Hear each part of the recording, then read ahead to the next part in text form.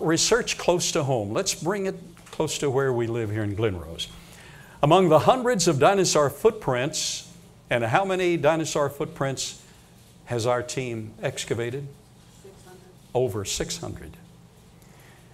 Among the hundreds of dinosaur footprints our CEM team has excavated on the McFall property is an important trail of tracks made by the huge long-neck sauropod dinosaur, Sauroposeidon Protelis, the state dinosaur of the state of Texas.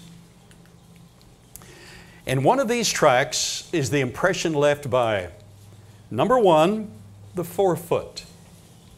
Quite often these big creatures would place the smaller forefoot and then totally obliterate it by the hindfoot step. But here he stepped just to the side of it.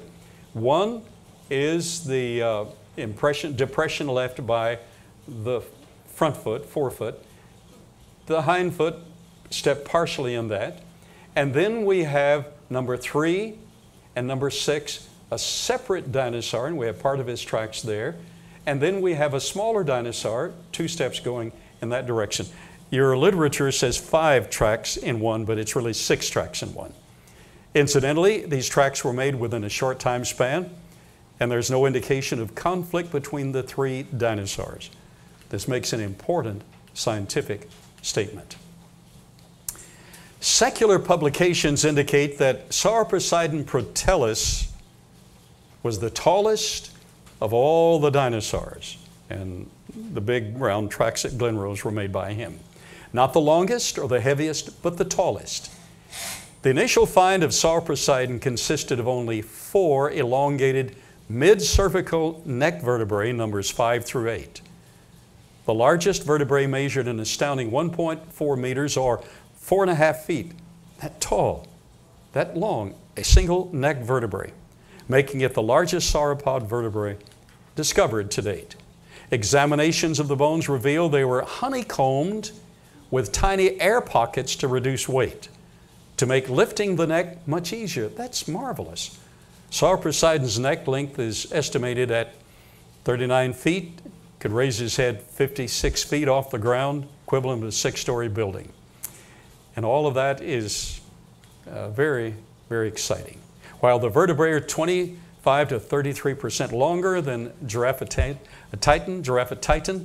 from Germany, they're only 10 to 15% larger in diameter, making the neck more gracile in comparison. Now, let me mention something that to me is fun.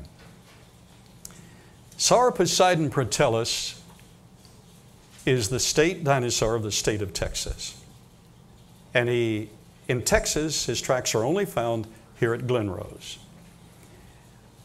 But the guy has been renamed so many times, we call him the dinosaur with a complex. He had no idea what his name was.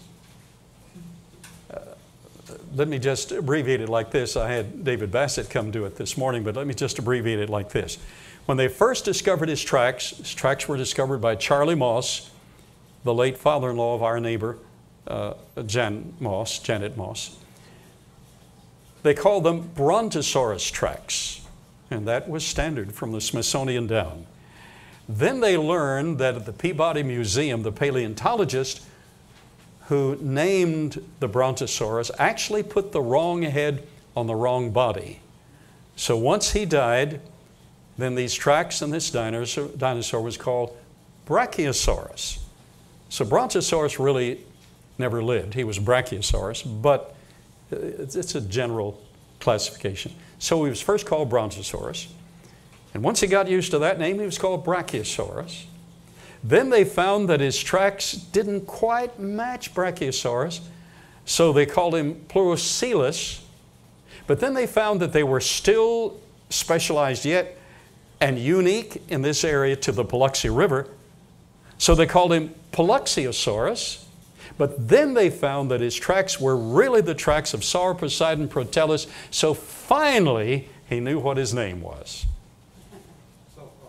So far, that's right. Because science is simply a research program in search of truth.